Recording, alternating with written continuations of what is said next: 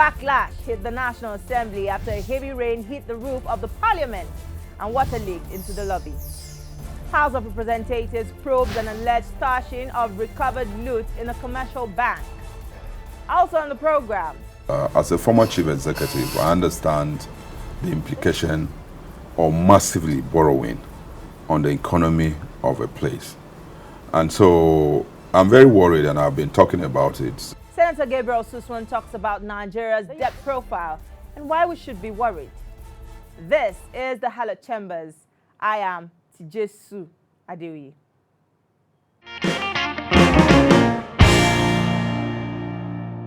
Images of a leaking roof in the National Assembly became an instant hit on social media and has started a conversation on how much of the national budget the National Assembly gulps every year. Yet, the roof of the Parliament could not withstand the torrent of rain that poured on Tuesday. The news reports on the incident also infuriated lawmakers, and they brought the matter to the floor of the Senate. They will just tell you, last year, 2020, the leadership approved 37 billion, and then they will show rain falling. The entire report was done to denigrate our integrity and to actually impugn on whatever it is that we stand for. And for emphasis, when we approved the budget of 37 billion naira for the rehabilitation of this complex, it was not a National Assembly budget. It was an FCDA budget. We have nothing to do with this. The House of Representatives will wait to hear from the management of the Nigeria National Petroleum Corporation and the Central Bank of Nigeria over the status of the looted and recovered funds and the alleged stashing of $300 million in a commercial bank since 2012. But the management of the bank insists the money is not recovered loot and has since been remitted to the Central Bank of Nigeria. You have about 6 years in which this fund was in your custody without ownership. Even though the question is not directly at you, your problem is just that did NNPC forget this fund in your custody? Is it possible to forget almost $300 million US? Today, we therefore have nothing, not a dollar, not a cent, outstanding in Polaris Bank in favor of NNPC or NAPIM.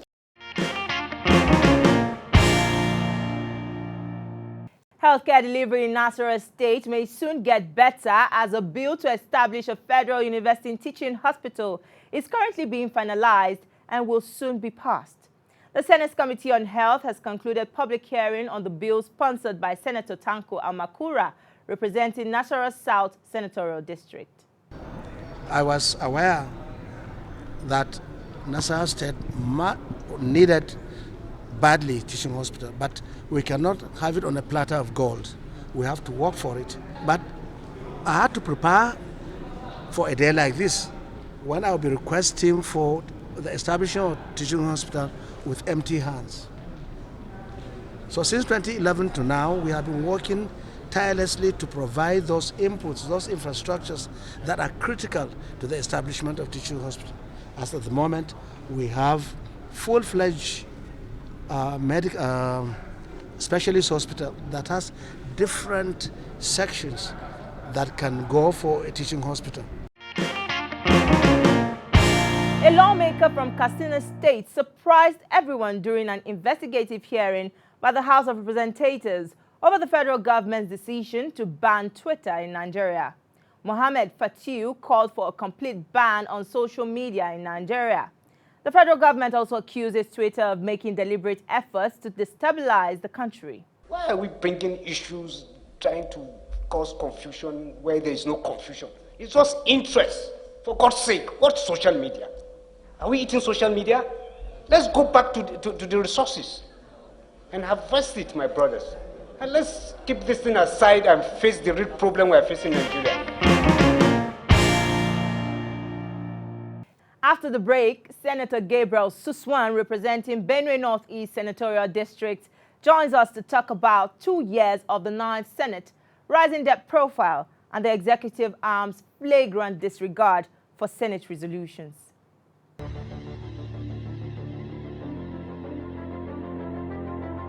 At TVC Communications, we're all about our audience. Millions of viewers, listeners, and readers every day all around Nigeria. Our 2 TV stations are among the most watched in Nigeria.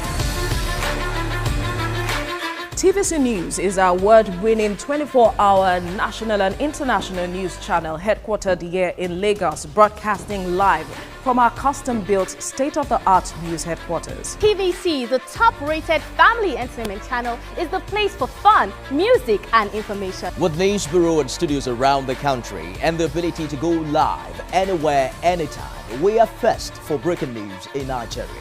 Awarded the NMMA TV Station of the Year, TVC News is the station of choice for news that... And when you can't watch us, listen to us. 102.3 Max FM Lagos and 90.9 Max FM Abuja are now ranked among the most listened to radio stations in Nigeria. In Lagos, TVC, our leading family entertainment TV channel, has a 47% market share. But this is just the start of our journey, as we plan to add even more services to entertain and inform our ever-growing audience. Thanks for being part of the TVC communications story.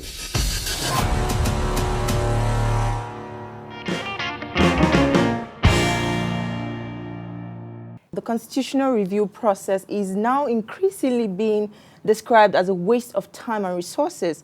Do you think this will dampen the resolve of lawmakers and also the trust of citizens in the process? No, of course not. Well, you know, we are operating a democracy, and so you would expect that people have the right to express themselves, express their opinions, even when those opinions are not necessary in consonance with the tenets of democracy. That is democracy. It is unfortunate that you listen to very senior citizens, some of them even lawyers, who feel that the whole process is illegitimate, and I'm wondering why. So in no way would that dampen our spirit to do what is right. And we're elected to represent hopes, fears, and aspirations of Nigeria, and that is exactly what we're going to do. We are taking, or we have rather taken, inputs across the entire country, what Nigeria wants our constitution to look like. Do you also consider the fact that you're calling for, if there should be any review, it should be on the 1963 constitution? Do you agree with this? It doesn't make sense. Let me tell you, if we take the Linton Constitution of 1922, you take the Macpherson Constitution of 1946, and then the Independent Constitution up to the 1979, because basically what the Constitution we have now is the 1979 Constitution with very minor amendments. All these constitutions I've mentioned, there's no substantial difference except that the type of government has been changed. We're doing pre-colonial constitution, which was to favor their own activities. Now, after independence, the constitution, like that, saying the 1963 constitution, what do they have there? Do they want us to go to parliamentary system? So, you know, is it parliamentary system that will solve the problems of Nigeria? No, it is us. When people talk about change the entire constitution, are you going to find or bring in foreigners to practice or to implement our constitution? Is it the same group of persons or the group of Nigerians who are going to implement it? What we need to do first and foremost is for us as Nigerians or as political actors to change our attitudes. Basically, change of attitude will solve the problem. It's been 2 years of the 9th Senate, but there are still so many things left undone. The Electoral Act Amendment Bill is one of them, and is still trapped in the National Assembly, as well as the PIB bill is yet to see the light of day. What is happening to these critical bills? When you say so many, I thought you mentioned a catalog of but these are the critical ones in the National Assembly. There's so much that the 9th Assembly have achieved. That is not to say that there are no challenges. These are critical bills that all of us are concerned about. I came here slightly late. You being in the National Assembly, you know that as I'm sitting here now, the PIB hearing and conference between the House of Reps and Senate is going on. The Minister of Petroleum and the GMD of NNPC were all there to explain some of the technical areas so that we don't make any mistakes. So that PRBB, by the grace of God, will be laid on the floor of the Senate next week. And we hope that we will expeditiously pass that bill. The Electoral Act is something that is very sensitive. The report is ready because I also spoke with the chairman of the committee who say that the report is ready. Once we are done with this PIBB, the next one will be the Electoral Act, which will be laid for our own consideration. So we are taking it step by step, and I believe that Nigerians will be satisfied at the end of the day. The Senate passed some resolutions that were not honored by the executive. We have also seen the face-off between lawmakers and some heads of ministries, departments, and agencies when it comes to budget defense or probes. Does this not, in a way, portray the Senate as too weak, or rather, in other words, a rubber stamp? Well, yes, I agree with you that we're being disrespected as an institution by the executive. There's no doubt about that because, but unfortunately, the way that the government is composed, our responsibility as lawmakers is to make laws. We don't have the powers to implement them. We don't also have the powers to coerce the executive into implementing what we've passed. What we need to do is to build synergy, cooperation, and partnership because we are all elected for the same purpose, to provide good governance.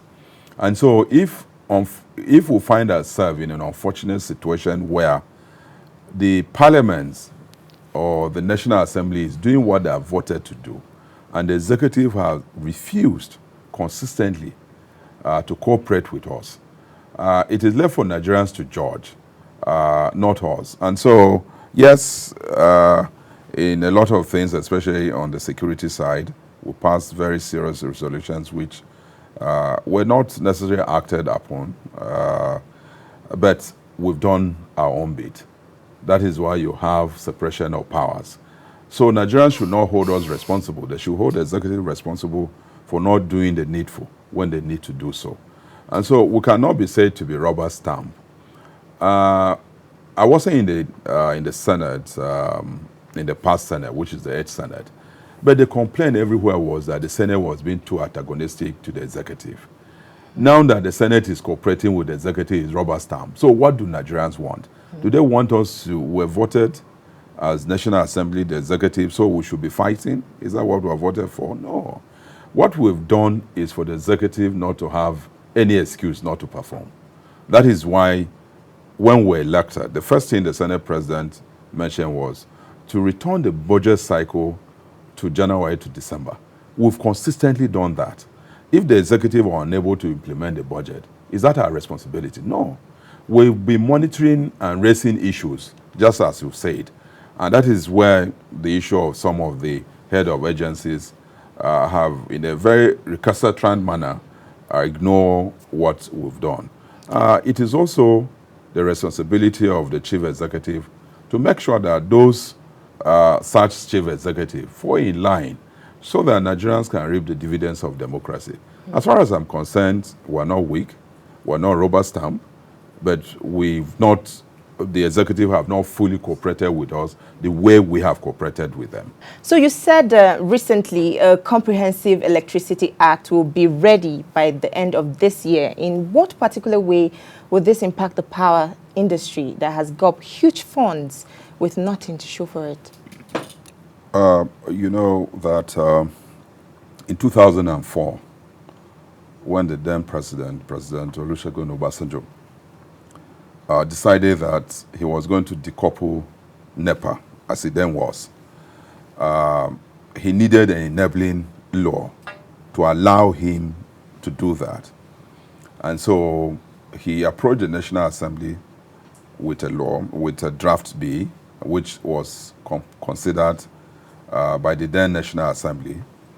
And that was passed, that is the Electricity Power Reform Sector Act of 2004, was passed to enable the president or the government then decouple NEPA. And so that was a reform act. It is not an electricity bill that will stand the test of time. It was meant for the president or for the government to enable the government at that time to decouple, or rather privatize the sector. After privatization, there need to be a proper electricity act that will be comprehensive enough to encompass all the issues within the power sector. The Reform Act does not cover that very well. And so what we've decided at the level of the Committee on Power in the Senate and in the House of Reps is for us to bring out a comprehensive electricity act that covers the issues that were not covered in the Reform Act, because this was the first time that the power sector was decoupled in Nigeria. There were issues that were not anticipated or known to the government at that time. Those issues have arisen because those entities are in private hands. And so now what we need to do is to put up a proper electricity act, just as has been done in other climes. And so we have looked at the Indian Electricity Act, because India is in the same situation as we are. We've looked at the Brazilian Electricity Act. We've looked at the Moroccan and the Egyptian Act. We're trying to look at countries that, so to speak, are developing nations. We don't want to go and look at the American Act. It will be too advanced for us. We don't want to look at the British Act. So we're looking at countries that are a little bit more advanced in the power sector than we are now. We have an Electricity Act that regulates the sector. And so we've looked at that and have decided to put up a comprehensive Electricity Act that captured all the issues that were not anticipated in the Reform Act. And we're hoping that we'll do the second reading of that bill before we go on vacation in July. And then when we come back, we should be able to go into public hearing so as to invite stakeholders in the sector to come and also look at it and have input, so that once we pass it, Nigeria will now have an Electricity Act, not a Reform Act as it is now. All right. Just within 2015 and March this year, the federal government has borrowed more than 22 trillion naira. And the Debt Management Office says the country's debt portfolios currently stands at 33 trillion naira. Are you not worried that the Senate also shares in this blame because they approve all of Mr. President's loan requests? I'm very worried. I'm absolutely very worried because as a former chief executive, I understand the implication of massively borrowing on the economy of a place. And so I'm very worried, and I've been talking about it even yesterday when they presented the supplementary budget. I raised a voice vehemently against the deficit level, because I didn't understand how you have a budget of 894 billion and the revenue profile is only 135. You have a deficit of 760. It's not done anywhere in the country. It's not done anywhere. And people, you know, don't seem to understand the implication down the road. And so I'm very worried. Yes, we passed it because, like I said, we found ourselves in a situation where either we cooperate with the executive as Nigerian ones, or we fight them. And Nigerians say this National Assembly are the one who are not allowing the executive to work. Our disposition, even though in different parties, is that we're elected to work for Nigerians and not for ourselves. And so what we've always done, if the executive bring a request and say, look, I have a budget of 10 trillion and I can't finance it if I don't borrow 5 trillion. And then you say, well, you are not going to approve it. Most people who don't know the implication will say, well, it is the National Assembly who don't want the executive to work. But won't this cause more problems in the Yeah, near that is what I'm future? saying. Any country who borrow in the manner we are borrowing, right, left, and center, runs into problem. When you have the economies of most countries going down with the issues that come with it, it is because of this kind of thing. You know, you are borrowing to finance recurrent.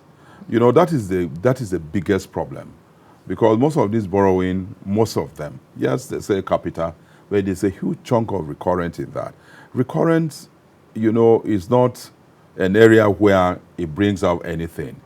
We're not being productive, so we'll continue to borrow. Are you okay? My fear is that 2022 budget will have a deficit of close to 10 trillion. I don't know what the budget will be, but that is what it means. Because this year's budget, it was it 10 trillion or this deficit? So the budget basically was just about 4 trillion. Yeah. If we look at the budget and look at the deficit level.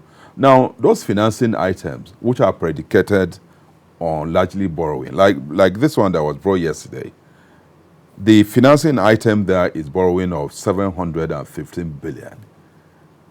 So it's going to continue. Well, usually so they come where's the with the end to excuse that they are taking these loans to fund critical infrastructure or rehabilitation well, you know, yes, you are taking money to fund critical infrastructure. What is on ground is not commensurate with what is being borrowed, unfortunately. And so that is where the problem is. You know, borrowing is something that all countries do. Even America, the biggest economy, borrows. But they borrow with understanding, and they borrow being prudent in the manner that those monies are applied. I don't think we're applying the same prudency here. And so it's a big problem. There's no pretense about it. Nobody should pretend about it. Down the road, it's going to be a huge problem because those monies are borrowed and being shifted maybe 10 years down the road. When they mature for payment, it's going to be a big problem. And there's no end to it because we're not producing anything. We now have very high inflation. The exchange rate is skyrocketing. And so the economy is going to continue to dip. And once the economy continues to dip, you continue to borrow. And you borrow to a level that you mortgage a lot of your assets to foreign entities. That is where we're headed. What are you telling your people in Benue State who have come under attack lately from armed men? Do they still believe in the capacity of government and security agencies? No. That is the unfortunate thing, and I've argued this on the floor of the Senate. When you see or state are classified as failed state, where did it start and how did it start? You know, when the central government is no longer capable of protecting lives and properties of people, there's this natural human tendency for that human being to protect him or herself. And you know, once arms in this situation begin to enter into the hands of non-state actors, that country is heading to a failed state. That is where we are headed to. Because consistently, people are being killed in an environment. Consistently, government has shown incapacity to protect those people. There's no way that they will just lay there for them to continue to be killed. They will need to protect themselves. How do they protect themselves? They begin to acquire arms. That is where it starts. And that is where we are now. Non-state actors are in possession of heavy arms. And so you're now going to have a situation where warlords are going to start emerging. That is the situation that happened in Somalia.